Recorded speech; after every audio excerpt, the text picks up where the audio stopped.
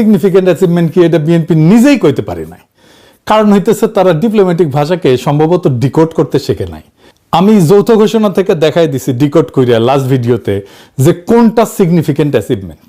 আমি ফেসবুকেও লিখেছি কোনটা সিগনিফিকেন্ট অ্যাচিভমেন্ট। এখন ধরেন আমি যদি নাই জানি যে আমার শক্তিটা কি, তাইলে আমার সেই শক্তি থাকলে আমি ব্যবহার করতে পারবো না। আমি করলে একটা চ্যালেঞ্জের কথাও বলছি গত ভিডিওতে যে কোন জিনিসটা অ্যাভয়েড করা গেলে ভালো হইতো। তবে আজকের ভিডিওটা আমার তারেক রহমানের চীন সফর নিয়ে দ্বিতীয় ভিডিও। আরো কিছু ভিডিও করতে হবে, কারণ চীনের সাথে সম্পর্কটাকে আমাদেরকে খুব গভীরভাবে বুঝে দেখতে হবে, জানতে হবে এর মধ্যে প্রবলেমগুলো কি, সম্ভাবনাগুলো কি।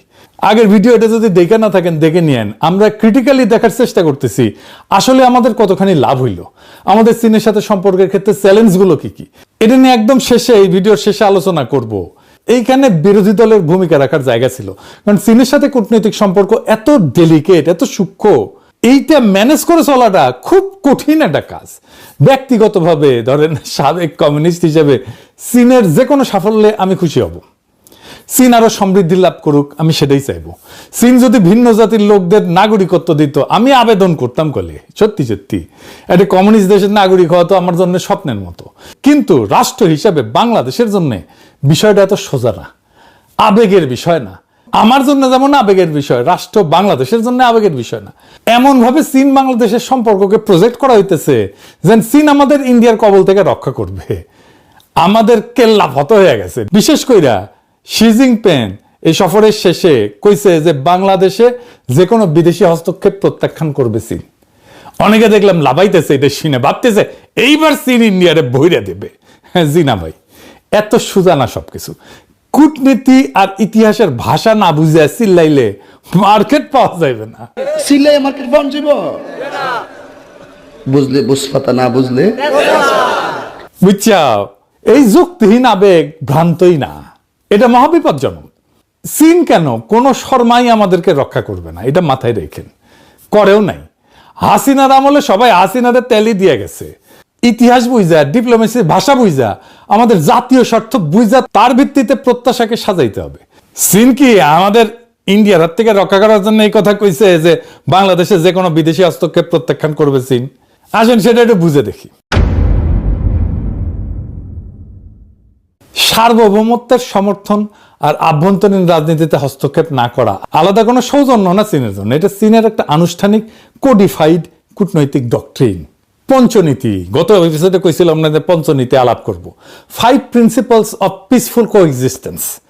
এই শব্দগুলোর পেছনে একটা 70 বছরের রাষ্ট্রীয় কাঠামো চিন্তাধারা আছে, একটা ডক্ট্রিন আছে। আমি গত ভিডিওতে বলছিলাম যে এটা ব্যাখ্যা করব। 5টা নীতি, এই পঞ্চনীতিটা কি এটা একটু স্পষ্ট করে বলি। আক্ষরিক অর্থে শান্তিপূর্ণ সহাবস্থানের 5 নীতি।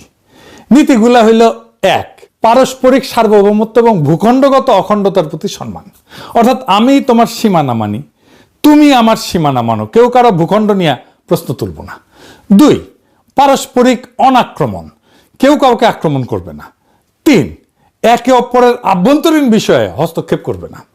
তোমার দেশ কিভাবে চলবে, কে শাসন করবে, মানবাধিকার, গণতন্ত্র, নির্বাচন কেমন হবে, এ নিয়ে আমি কোনো কথা বলবো না, তুমিও আমার বিষয়ে কথা বলবা না।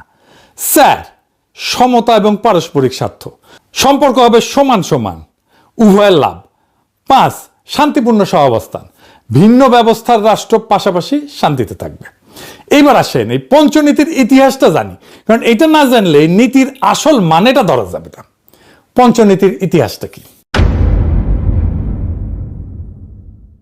এই 5 নীতি চীন প্রথম আনুষ্ঠানিকভাবে ঘোষণা করে 1954 সালে 29 এপ্রিল ইন্ডিয়ার সঙ্গে তিব্বত নিয়ে একটা চুক্তির প্রস্তাবনায়। চুক্তির নাম ছিল agreement on trade and intercourse between Tibet reason and India. তারপরে সেই বছর জুনে চৌ এন লাই ইন্ডিয়া এবং বার্মা সফর করে নেহেরুর সাথে যৌথ বিবৃতিতে এটাকে শুধু দ্বিপাক্ষিক না, গোটা এশিয়ার সম্পর্কের কাঠামো হিসেবে ঘোষণা করেন। এই অন্যের রাষ্ট্রে হস্তক্ষেপ না করার সুন্দর নীতির আড়ালে আসল লেনদেন কি ছিল তাইলে? তিব্বত।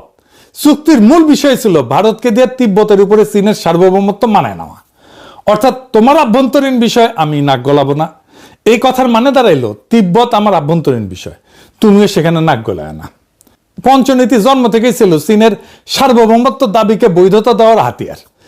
ইন্ডিয়ার সাথে এই চুক্তির পরে ইন্ডিয়ানরা স্লোগান দেয় হিন্দি চিনি ভাই ভাই, স্লোগান যাদের সঙ্গে সেই ইন্ডিয়ার সঙ্গে মাত্র 8 বছর পরে 1962 সালে চীন যুদ্ধ জড়ায় যায়।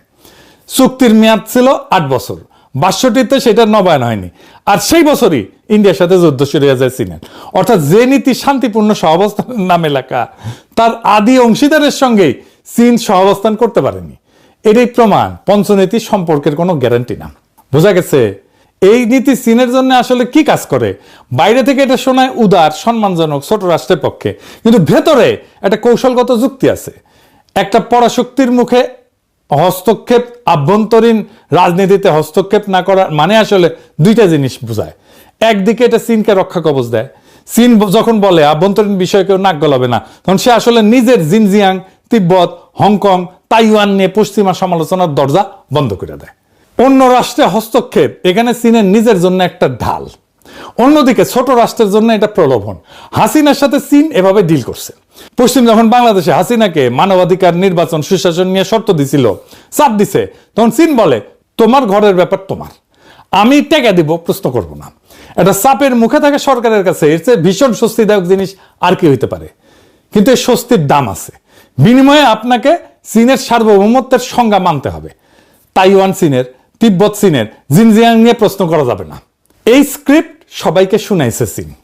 1954-তে নেহেরুকে শুনাইছে, 1960-এর দশকে পাকিস্তানকে শুনাইছে, 2001-2002 সালে খালেদা জিয়াকে শুনাইছে, 2024-এ হাসিনাকে শুনাইছে, 2025-এ প্রফেসর ইউনূসকে শুনাইছে, আর 2026-এ তারেক রহমানকে শুনাইছে। সরকার বদলায়, দল বদলায়, আদর্শ বদলায়, চীনের বাক্যটা কিন্তু বদলায় না। বাংলাদেশ যখন ভাবছে চীন তাকে বিশেষ সম্মান দিতেছে, আসলে সে একটা স্ট্যান্ডার্ড কূটনৈতিক ডক্ট্রিনের সর্বশেষ শ্রোতা মাত্র। সার্বভৌমত্বের সমর্থন কোনো ব্যক্তিগত প্রতিশ্রুতি না, এটা পঞ্চনীতি নামের একটা 70 বছরের ফর্মুলা, যা চীন প্রত্যেকটা ছোট প্রতিবেশীকে শুনাইছে, ভবিষ্যতেও শোনায় যাবে। আর যে কথা সবাইকে বলা হয় সেটা প্রতিশ্রুতি না, এটা নীতি। নীতি সুবিধা মতো প্রয়োগ করা হয়। 1962-তে ইন্ডিয়ার সাথে, 1779-তে ভিয়েতনামের সঙ্গে চীন নিজেই এটা ভাঙছে। এই জিনিসটা মাথায় রেখেন। পাকিস্তানের সাথে চীনের দারুণ সম্পর্ক। 1971-এ পাকিস্তানের উপরে আক্রমণ করলো ইন্ডিয়া, পাকিস্তানকে ব্যাঙ্গার 2 টুকরা করে দিল। চীন আগাইলো, কিছু করছে? করে নাই। আমেরিকা করছে? কিছু করে নাই। কূটনৈতিক সমর্থন দিছে, সামরিক সাহায্য দিছে, কিন্তু প্রত্যক্ষভাবে এই কনফ্লিক্টে যুক্ত হয় নাই। পাকিস্তানিরা কিন্তু মনে করছিল চাইনিজদের সেনা পাঠাবে। টাঙ্গাইলে যখন ইন্ডিয়ান প্যারাট্রুপাররা নামতেছিল, তখন পাকিস্তানিরা মনে করছিল চাইনিজ সোলজার এসেছে, লবডঙ্কা। সেই সময় পাকিস্তান কিসিঞ্জারের সাহায্যে আমেরিকার ওয়াল স্ট্রিটের সাথে চায়নার সম্পর্ক তৈরি করতেছিল। আমেরিকান বিনিয়োগ চায়নায় আসবে, তারপরে তো চায়নার উন্নতি, এরপরে চায়না আমেরিকান ওয়াল স্ট্রিটের বিনিয়োগে ভাইসা যায় একেবারে। মানে পাকিস্তান ছিল খুবই ক্রুশিয়াল মিত্র সেই সময়, আমেরিকা চীন দুইজনেরই। সেই পাকিস্তানকেই বাঁচায় নাই কেউ। এমনভাবে বাঙ্গুরা চায়নারে প্রজেক্ট করতেছে যেন চায়না আমাদের স্বাধীনতা, সার্বভৌমত্বের রক্ষা কবচ। হুঁশে আসেন ভাইজান, দুনিয়ার কোনো দেশ আপনাকে বাঁচাইবে না যদি না নিজে আপনার বাঁচার ক্ষমতা থাকে। 1971-এ পাকিস্তানের হাত থেকে ইন্ডিয়া বাঁচানোর কাফারা দিতেছি না এতদিন। দোহাই লাগে, কখনো কাউরে এইভাবে ডাইকেন না নিজের সার্বভৌমত্ব, স্বাধীনতা রক্ষায়। আপনার স্বাধীনতা, সার্বভৌমত্ব রক্ষায় আরেকজন রাষ্ট্রকে যদি লাগে, তার মানে আপনি স্বাধীনও না, সার্বভৌমও না। এই চিন্তা আমাদের মাথা থেকে বাদ দিতে হবে।